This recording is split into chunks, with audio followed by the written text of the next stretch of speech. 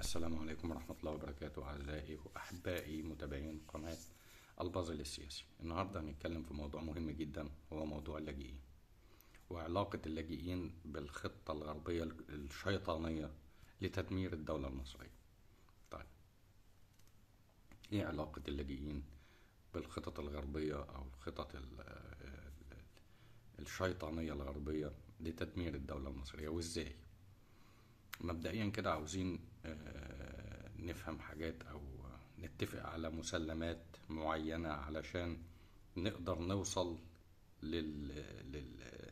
للمعلومة السليمة او الهدف اللي بيدور عليه الغرب باستخدام اللاجئين، او اللي بيحاول الغرب ان هو يوصل له باستخدام اللاجئين اللي موجودين في جمهورية مصر العربية.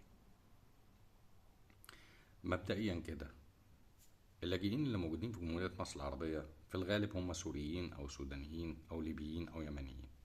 طيب، لا يخفى على أحد إن اللي دمر الدول دي اللي جم منها اللاجئين اللي موجودين جوه مصر، اللي موجودين بالملايين، الغرب نفسه. يعني سبب تدمير سوريا وسبب تدمير السودان وسبب تدمير ليبيا هو الغرب نفسه. طيب، ازاي احنا بنسألش نفسنا السؤال البسيط قوي ده؟ الغرب هو سبب تهجير الشعوب دي من أراضيها، من بلادها. ازاي هو السبب في تهجيرهم من بلادهم وفي نفس الوقت يعمل لهم مفوضية سامية موجودة هنا في مصر وموجودة في دول العالم كله، ويديهم فلوس بالمليارات؟ يعني هو لما يدي لكل واحد $100 كل شهر ولا $200، في الملايين دي تدي مليارات. يدي الناس دي فلوس بالمليارات، مع ان هو نفس البني ادم ده او نفس الدول دي اللي هي بتدي منح للاجئين من خلال المفوضية السامية. هي نفس الدول دي هي اللي هجرتهم من بلادهم، هجرت اللاجئين دول من بلادهم. طيب، الغرب اسلم ولا بيطلع صدقة على صحته؟ طبعا.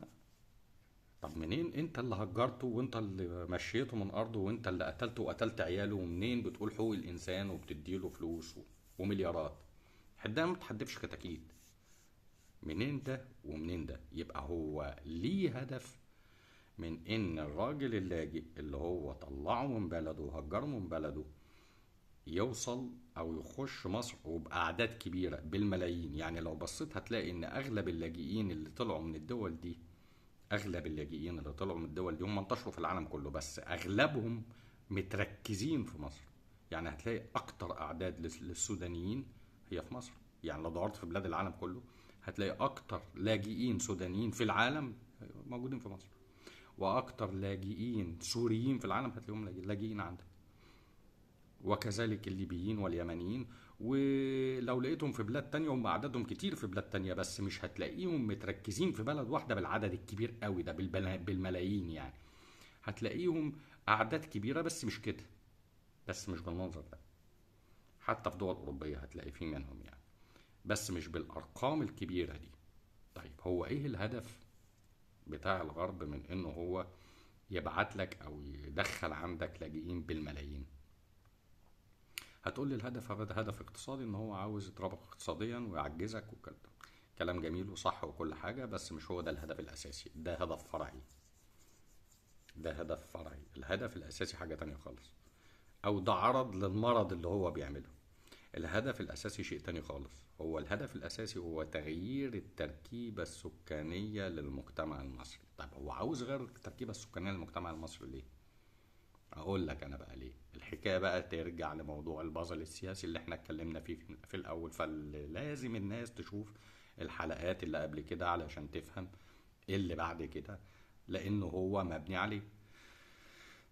الغرب، احنا اتفقنا في الحلقات الماضيه ان الغرب آه، مش عايز المنطقة دي من العالم تقف على رجليها، وشرحت قبل كده. ومش عايز المنطقة دي من العالم تقف على رجليها ليه؟ لأن أنت من بعد ما وفاة الرسول عليه الصلاة والسلام وقام دولة الخلافة على يد أبو بكر الصديق لغاية انتهاء دولة الخلافة العثمانية على يد الغرب، إنجلترا وفرنسا، سنة 1924 بعزل الخليفة العثماني عبد الحميد الثاني. لغاية الفترة دي 1300 سنة كان في خلافات متعددة، خلافة راشدة وبعدين أموية وعباسية وفاطمية وعثمانية. المهم ال 1300 سنة دول انت كنت بتحارب فيهم الغرب، وقضيت على الإمبراطورية البيزنطية واحتلت الأندلس، أسبانيا والبرتغال 750 سنة. فانت طول الفترة دي بتضرب فيه، فانت عدو مباشر وعدو قوي بالنسبة له. هو ما عندوش استعداد ان هو يسيبك تقف على رجليك علشان ترجع تضربه تاني. لذلك هو انت في حياتك، هو المسألة بالنسبة له مسألة حياة وموت. فاستحالة يسيبك تقف على رجليك، استحالة يسيبك تقف على رجليك. تمام. طيب، هو النهارده بيعادي مصر ليه بالذات؟ لان مصر حالة خاصة. يعني مصر بالنسبة للغرب حالة خاصة. هي جزء من المنطقة دي من العالم، اللي هي بالنسبة له منطقة حمراء، خط احمر، شريط كده لازم نتخلص منه المنطقة دي. الا ان مصر اهمهم. ليه اهمهم واكثرهم خطورة على الغرب؟ لان الغرب بيدرس تاريخ، ما بياكلش برسيم. الغرب بيدرس تاريخ. لو بصينا هنلاقي ان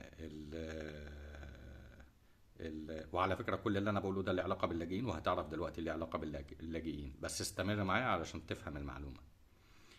الغرب بيدرس تاريخ كويس. الغرب لما حصل الاحتلال او الغزوات الصليبية على منطقة بلاد الشام، اللي هي سوريا ولبنان وفلسطين واجزاء من الاردن والكلام ده كله، دي المنطقه دي كلها كان اسمها زمان، هي كانت كتله ارض واحده، وكان اسمها بلاد الشام. ما كانش في دول، هي دي كلها كانت كتله على بعضها كده اسمها بلاد الشام.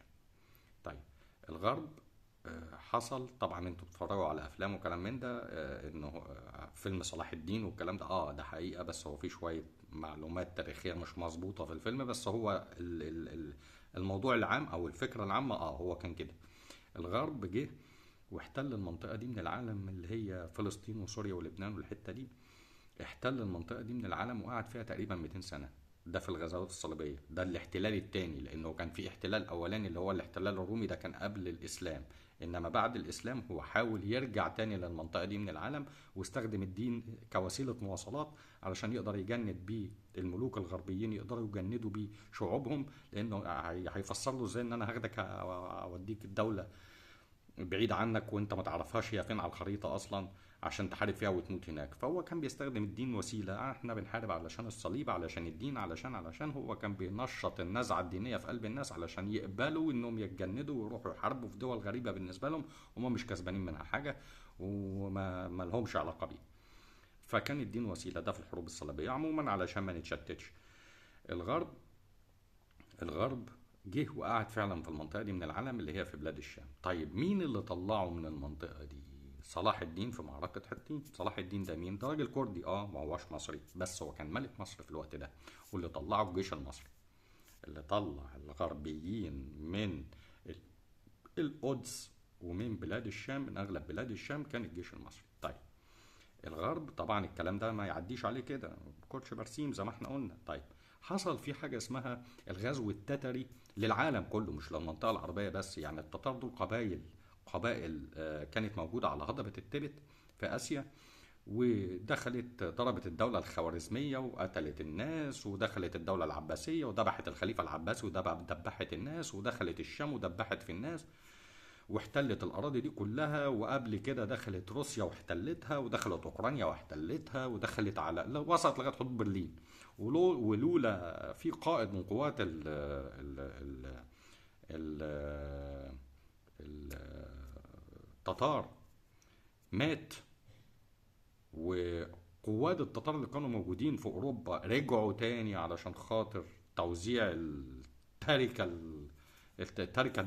الدولة التتارية يعني عليهم، كانوا خلصوا على أوروبا. طيب، مين اللي وقف الغزو التتري ده؟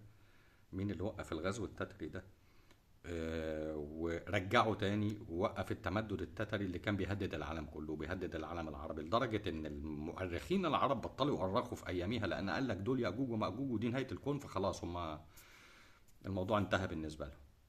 الموضوع كان انتهى بالنسبة لهم. مين اللي وقف الغزو التتري؟ الجيش المصري بقيادة سيف الدين قطز في معركة عين جالوت. فكل ما تحصل مشكلة في المنطقة دي أو في العالم، اللي بيوقف لها ويتعرض لها الجيش المصري أو الشعب المصري. هو الجيش المصري إيه؟ ما هو الشعب، ما هو الجيش من الشعب. فقال لك يعني انت لو حبيت تخش المنطقة دي من العالم، ده الغرب بيفكر، يبقى انت لازم تخلص من الجيش المصري او من الشعب المصري او من الدولة المصرية الاول. لان انت دخولك المنطقة بتقدر تخش، ودخل وقعد في بلاد الشام 200 سنة ايام الحروب الصليبية فعلا، ودخل وقعد اللي طلعوه المصريين. فهو انت علشان تقدر تقعد في المنطقة دي من العالم لازم تتخلص من المصريين الاول. فعمل عليك بقى الحروب الصليبية اللي جت هنا عندك في المنصورة، وحصل ان انت اثرت الملك لويس التاسع، وجت امه دفعت له فديه وخدته وروحت. حلو الكلام. وهزمت فرنسا، ويعني هزمت الحمله الفرنسيه اللي كانت جايه عندك. طبعا ده مواضيع تاريخيه مش عاوز اغوص فيها اكتر علشان ما نتوهش عن الموضوع الرئيسي بتاعنا. فحاول الغرب ان هو يضربك عسكريا في الفتره دي، وما قدرش.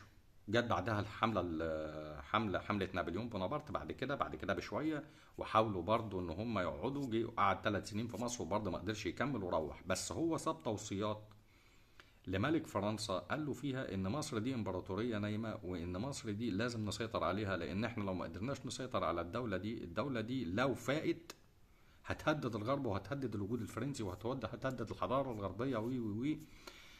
بس الكلام بتاعه اتحط في الارشيف، ما تقراش الا بعد النهضه الحضاريه الصناعيه اللي قام بيها محمد علي. بعد كده ابتدوا يشوفوا الكلام بتاع نابليون، بس هو في البدايه اتحط في الارشيف يعني.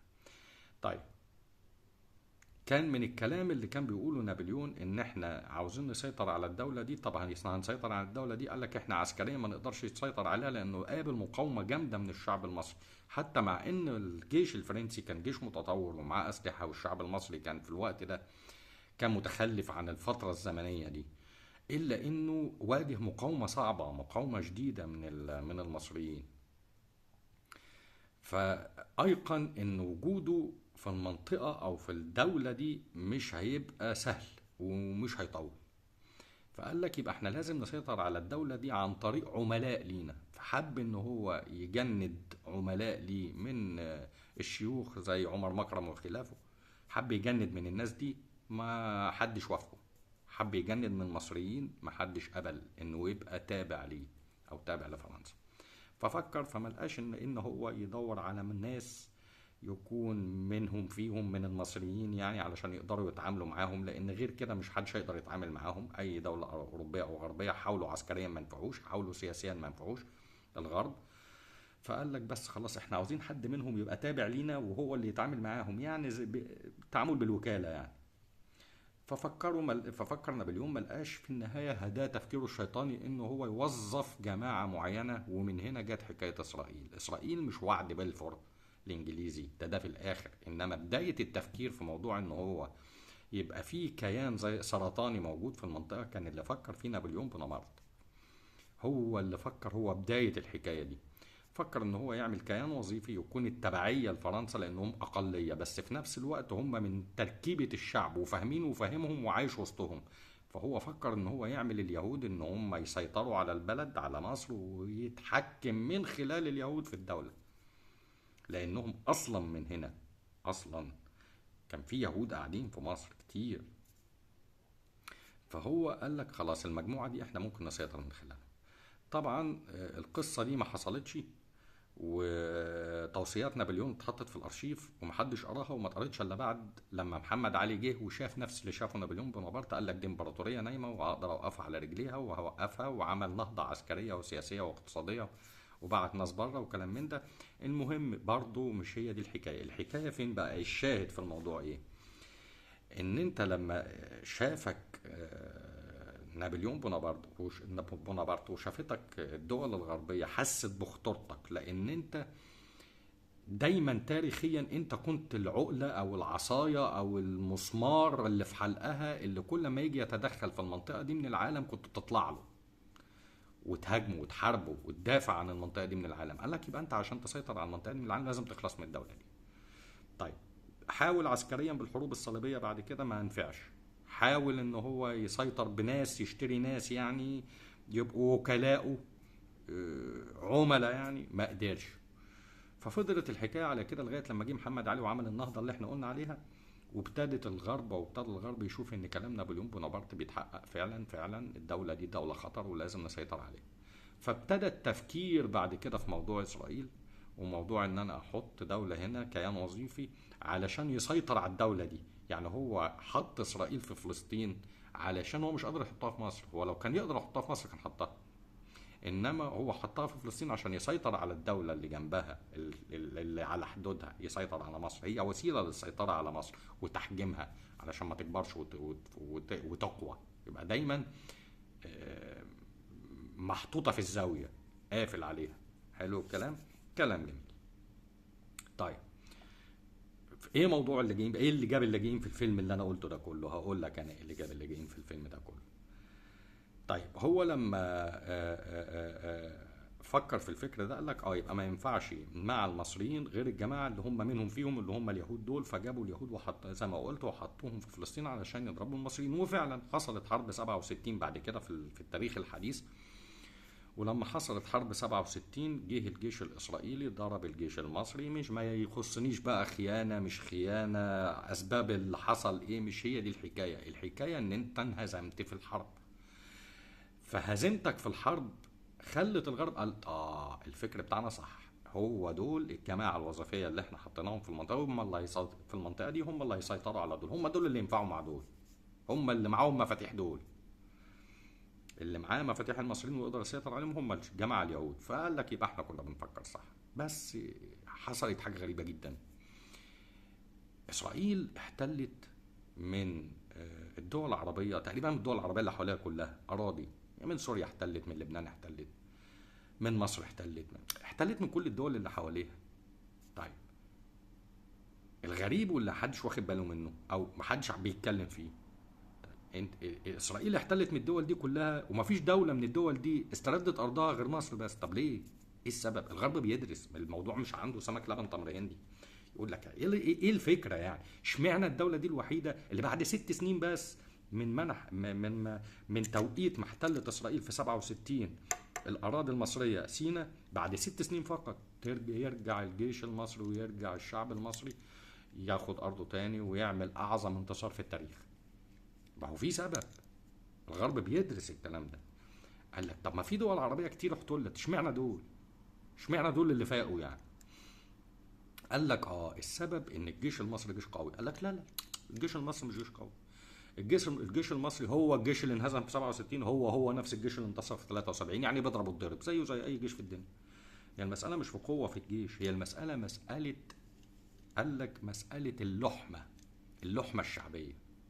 لما نيجي نبص كده الثورات اللي حصلت في سوريا، في السودان، في اي دوله من الدول العربيه، اول ما بتحصل ثوره، اول ما بتحصل مشكله، حرب، بتحصل اي حاجه، تبص تلاقي شعوب الدول دي خدت الشنطه وهربت، جريت، بقوا لاجئين في دول تانية. انما لما تبص على مصر تبص تلاقي لما حصلت حرب مع اسرائيل المصريين قدموا عيالهم تموت في سينا. الارض، وعندك انت مفهومك كده، الارض عرض، الارض عرض، ما سابهاش الشعب المصري، ما سابهاش. وقال لك الشعب المصري ده شعب غريب جدا، يكاد يكون الشعب الوحيد اللي على وجه الكره الارضيه اللي مكون واحد. يعني لما تيجي تبص تلاقي ان الجماعه السوريين دول، تلاقي الشعب السوري علويين، على دروز، على شيعة، على سلطات، على باب غنوج، طوائف كتير بقى، طوائف واعراق كتير. تبص على لبنان تلاقيها نفس القصة. تبص على العراق تلاقيها برضو شيعة، سنة، دروز، علويين، أزديين، حاجات بقى غريبة كتير. تبص على السودان تلاقيها قبلية، قبائل فيها بتاع 500 قبيلة أو أكتر مشهورة يعني. تبص على السعودية تلاقيها قبائل، القحطاني على البتنجاني. إنما تروح لمصر ما تلاقيش فيها الحكاية دي. ما تلاقيش سنة على علويين، على دروز، على شيعة، على مش عارف ايه، على أزديين، على، وما تلاقيهاش قبائل. موضوع القبائل اللي موجودة على الحدود ده كلام مش نسبة في شعب يعني، مش هم دول المصريين يعني. مش هي دي مصر.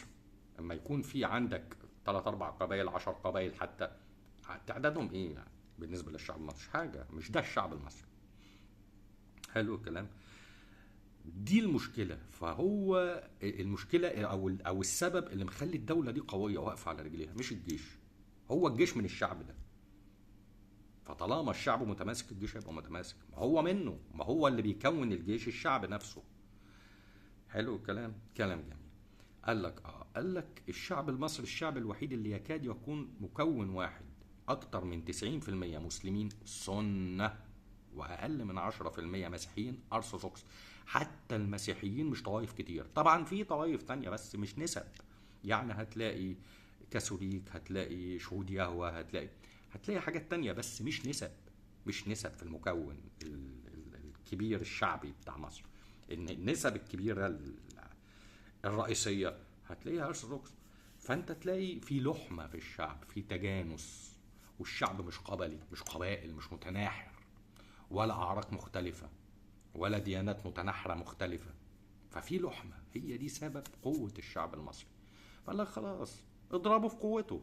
يعني انا لما احب احارب الشعب المصري وانتصر عليه بضربه في ايه؟ اضربه في سبب قوته. طب هو ايه سبب قوته؟ قال لك لحمته. قال خلاص اضربه في اللحمه، اضربه في شعبه.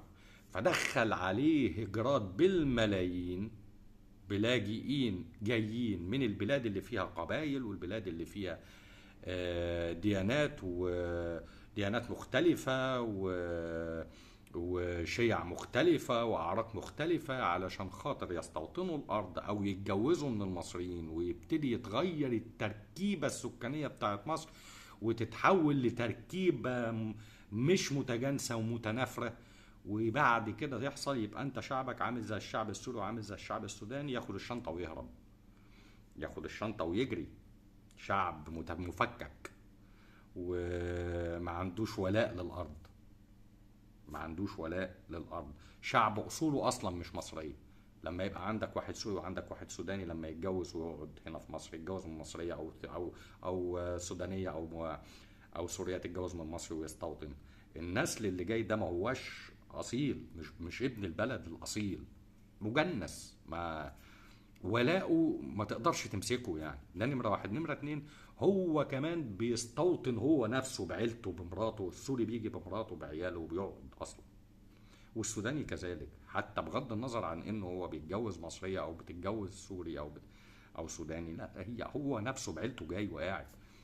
فانت بتعمل احلال. وتيجي بقى الهيئات او المفوضية السامية تقوم لما انت تدخل عليك اللاجئين دول بالاعداد الغفيره دي، فانت تعمل عندك ازمه اقتصاديه، والشعب المصري عنده الازمه بتاعته الاقتصاديه اللي مش قادر بيكافح علشان يقدر يعيش. وتيجي هي تدي بقى للاجئ اللي هي جايباه، بعد عرفت ليه بقى هي بتدي اللاجئ فلوس؟ تديله دولارات علشان خاطر يقدر يكافح الازمه الاقتصاديه ويقدر يعيش في مصر. والمصري ما يقدرش يعيش في بلده، ما هو ما بياخدش فلوس من المفوضيه الساميه. هي تساعد اللاجئ انه يقدر يعيش في البلد. اجر شقه بكام الف والمصري ما يقدرش، فايه اللي يحصل؟ فالمصري ما يسكنش واللاجئ يسكن. ده فين؟ ده في مصر.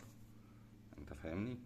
يعني اللاجئ يلاقي ياكل، يلاقي يسكن، يلاقي يلبس، يلاقي يتعلم، والمصري في ارضه ما يقدرش. فيحصل ايه؟ فيحصل ان المصري يسيب الارض ويروح في دولة تانية اغنى علشان خاطر يجيب فلوس وعلشان خاطر يقدر يعيش العيشة المرتاحة. فيحصل احلال للشعب.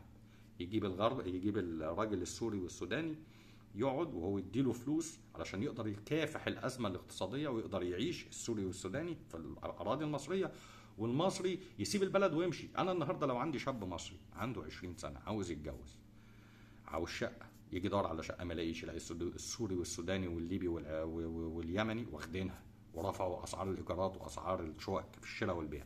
طيب، فما يعرفش يتجوز، يجي يشتغل ما يلاقيش، الشغل واخد السوري والسوداني وهلم جرى. يجي يعمل اي مصلحة، يروح مستشفى يتعالج يلاقيهم قاعدين جوه، يروح مدرسة ما يلاقيش مكان، اسعار المدارس غليت. ما هو علشان المدارس الخاصة اقصد، علشان خاطر الاعداد لما بتزيد فطبيعي بيحصل انتقاء، اللي هيدفع اكتر هو اللي هيلاقي، هو اللي هيتعلم، وهم معاهم فلوس. المفوضيات بتديهم فلوس، المفوضيه بتديهم فلوس، ودي الفلوس الظاهره. في حاجات تانية ما هيش ظاهره، في حاجات تانية من تحت الترابيزه. احنا خلينا في الواضح قدامنا. حلو الكلام. طيب، فيحصل ايه؟ فالمصري اللي عنده 20 سنه عاوز يتجوز مش هيتجوز، فيحصل ايه؟ لما يجي يتجوز ما يعرفش يتجوز، فينقرض نسله هنا، يقعد جنب امه. ما هو مش عارف يتجوز، هيعمل ايه؟ وبعد كده بقى يعمل لك مشاكل مجتمعية. راجل عاوز يتجوز وعاوز يمارس حياته الطبيعية مع واحدة ست، خلينا منطقيين. فلو ما يقدرش يمارسها بالحلال زي ما ربنا سبحانه وتعالى وفر له وقال له اتجوز وخلف وعيش، هيعمل ايه؟ هيبتدي يدور على الطريق التاني. فيبقى عمل عندك تخريب من جوه، ضرب لك حتى الثقافة بتاعتك ودينك، يضربك من جوه. طيب، يحصل ايه بعد كده؟ يحصل عيال ولاد شوارع،